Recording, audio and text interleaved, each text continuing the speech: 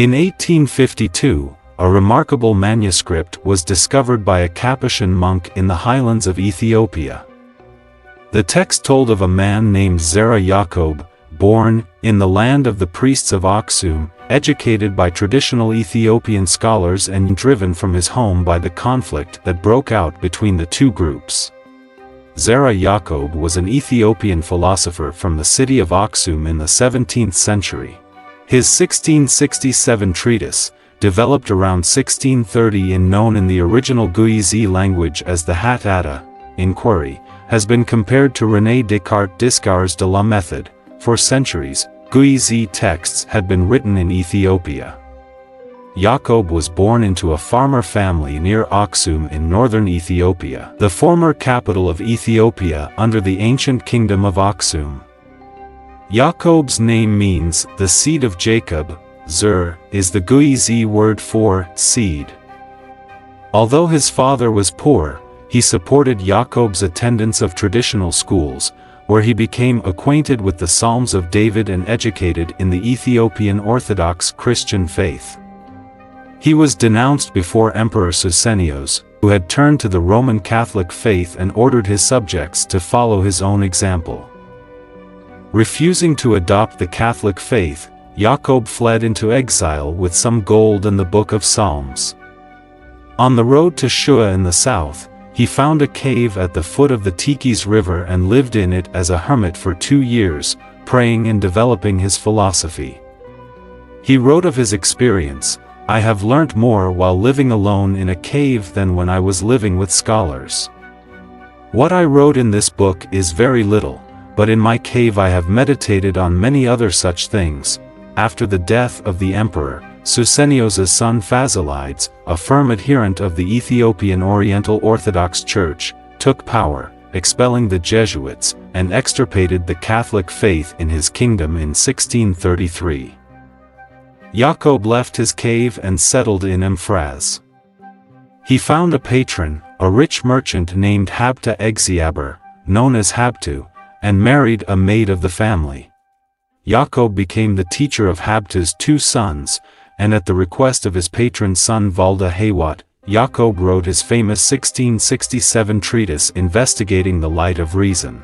It is believed that he lived a fulfilled family life in Emphras, and remained there for the next 25 years. He died there in 1692.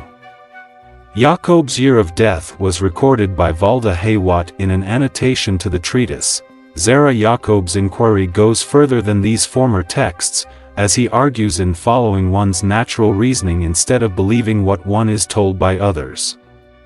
He was a contemporary of the female activist Walada Petros, whose biography was written in 1672. In the cave the exile produced a philosophical system of exceptional depth and originality, grounded in an account of a universal faculty of libuna, reason, understanding, or intelligence, which allowed every human being to reflect on the world and its creator, and to literally see the difference between truth and falsity, good and evil. This faculty was divinely endowed, a product of a preordained harmony between creator and creation. The Creator put in the heart of humans the light of intelligence, that they may see good and evil, recognize what is and is not their duty, and distinguish the truth from a lie. The philosopher constructed arguments for the existence of God, elaborated a theodicy, and harshly critiqued what he saw as the corruptions of organized religion, of orthodoxy, Catholicism, Islam, and Judaism alike. In his later years, having descended from the cave to live a simple life in the town of Emphras, the philosopher gained a disciple, Valda Haywat, who encouraged him to write down his ideas, and who would develop his thought into a system of social ethics in a companion treatise, the Hatata Valda Haywat. At the same time that Zera Yaqob was meditating in his cave, another more familiar 17th-century philosopher, René Descartes, conducted his own set of solitary meditations on God, reason, and the basis of knowledge. The contemporary emergence of these set of reflections in France and Ethiopia have struck many commentators. In the words of one historian, serves to demonstrate that modern philosophy, in the sense of a personal rationalistic critical investigation, began in Ethiopia with Zara Yaqob at the same time as in England and in France. Why then, have so few of us heard the name of Zera Yaqob? The answer lies in the 19th century discovery of the manuscript, and the subsequent reception history of the text. The Capuchin monk who discovered the manuscript, Giusto di Urbino, was tasked with collecting rare and unusual manuscripts by Antoine d'Abadie, an Irish Basque explorer, geographer and the head of the Académie des Sciences in Paris. After the death of Abadie, the works were donated to the Bibliothèque Nationale. In the first years of the 20th century, scholars who examined this unprecedented collection were struck by this unique work. In just a few years, two critical editions from Boris Tureyev, 1905, and Enno Littmann, 1909, were published and translated into Latin and Russian respectively. Becoming the object of significant attention in scholarly circles, Tureyev and Littmann themselves took the work seriously as a work of philosophy, appending short expositions of their own, and while both saw outside influences in the work, Littmann discerning the influence of early Islamic kalam on Zera Yaqob's cosmological argument, and Tureyev intriguingly suggesting an analogy with the English deist Herbert of Cherbury, both considered the Hattata to be a fundamentally Ethiopian text. Yaqob is most noted for this ethical philosophy surrounding the principle of harmony. He proposed that an action's morality is decided by whether it advances or degrades overall harmony in the world. While he did believe in a deity, whom he referred to as God, he rejected any set of particular religious beliefs. Rather than deriving beliefs from any organized religion, Yaqob sought the truth in observing the natural world. In Hattata, Yaqob applied the idea of a first cause to produce a proof for the existence of God, thus proposing a cosmological argument in chapter 3 of Hattata. If I say that my father and my mother created me, then I must search for the creator of my parents and of the parents of my parents until they arrive at the first, who were not created as we are, but who came into this world in some other way without being generated. However, the knowability of God does not depend on human intellect, but our soul has the power of having the concept of God and of seeing Him mentally. God did not give this power purposelessly. As He gave the power, so did He give the reality. He argued too against discrimination, predating John Locke by decades, in chapter 6 of Hattata, starting the chapter with, "All men are equal in the presence of God, and all are intelligent since they are His creatures." He did not assign one people for life, another for death, one for mercy, another for judgment. Our reason teaches us that this sort of discrimination cannot exist. In chapter 5 of Hattata, he criticizes slavery, saying, "The Mohammedans said that it is right to go and buy a man as if he were an animal. But with our intelligence, we understand that this Mohammedan law cannot come from the Creator of man, who made us equal, like brothers, so that we call our Creator our Father."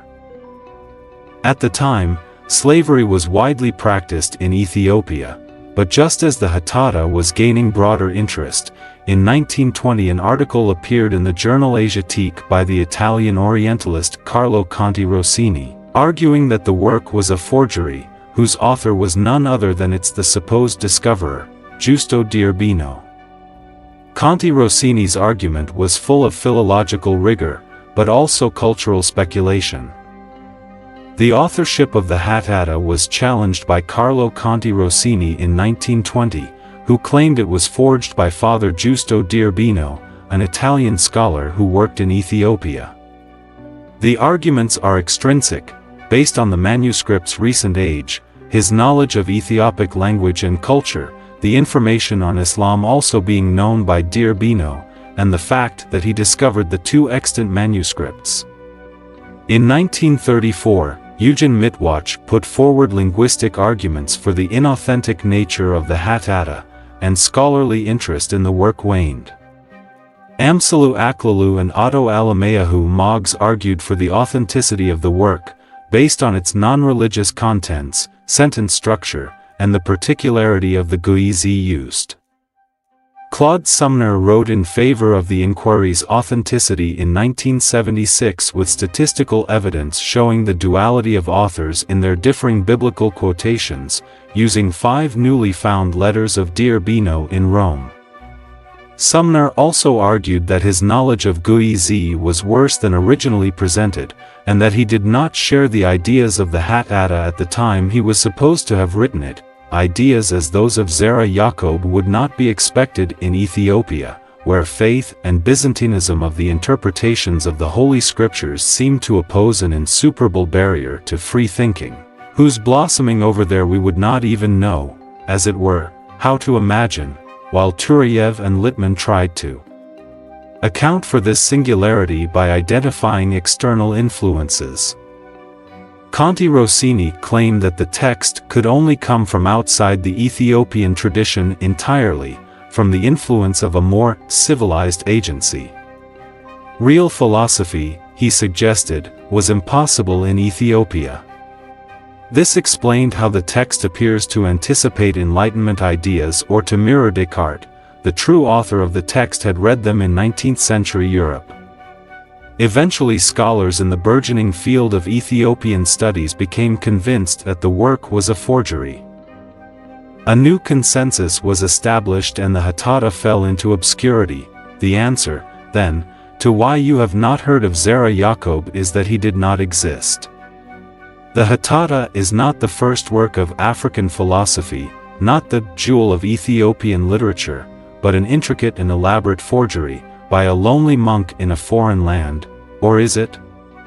Conti Rossini was not only the preeminent scholarly authority of East Africa, but between 1899 and 1903, also a colonial administrator in Italian Eritrea.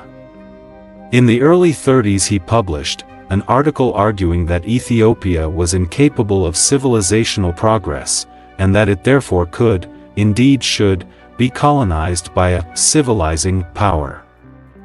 It formed part of a coordinated program of fascist imperial propaganda in the sciences and humanities, and in 1937, midway between the Italian conquest of Ethiopia and the beginning of World War II, Conti Rossini received the Mussolini Award from the Accademia Nazionale delle Scienze, for his services to history and moral sciences. The cultural politics of the debate would be reversed half a century later when, during the period of the decolonial reassertion of an indigenous African intellectual heritage, a number of scholars took up the question of authorship once again. The Ethiopian scholars Amsalu Alkalu and Almayahu Moggs pioneered arguments grounded in a deep knowledge of Ethiopian educational traditions, suggesting that the forms of biblical quotation demonstrate that the author was educated in traditional Orthodox schools. Claude Sumner, in his monumental 5-volume Ethiopian Philosophy, 1974-8, offered rigorous statistical analyses of sentence and paragraph length and comparative philology between the Hatatta and D'Urbino's other works, claiming to demonstrate that the work could not possibly have been forged by D'Urbino. The authorship debate today still rages. Opinions are polarized. Among recent publications, the late, eminent scholar Getachew highly argued for the Hatatta's authenticity, while a seminal series of articles by Anais Wyan argued the case for forgery.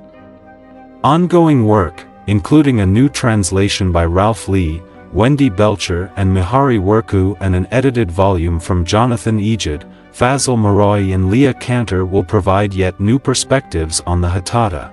Whoever the author, the Hatatta is a most remarkable document, a profound work of philosophy, an anguished reflection on political and religious strife and a compelling narrative of a life in thought. If its author was indeed a 17th-century Ethiopian, our understanding of the development of modern philosophy will be changed in radical ways. If its author is a 19th-century Italian monk, it is one of the most remarkable literary forgeries ever created. By now, scholarship on the Hatatta has expanded far beyond the authorship debate to include examinations of the philosophy, style, and subsequent impact of the text, regardless of the author, and the broader cultural significance of the work. A forthcoming conference at Worcester College, Oxford, organized in collaboration with Phillimonality, will examine the ideas, language and history of the Hatatta Zara Yaqob by bringing together scholars from across the world, and across disciplinary boundaries. It aims to stimulate a productive dialogue between scholars from philosophy, history, philology, and Ethiopian studies, and to serve as a prolegomenon to broader philosophical study of the Hatatta, bringing these remarkable works, and the world they describe to the widest possible audience.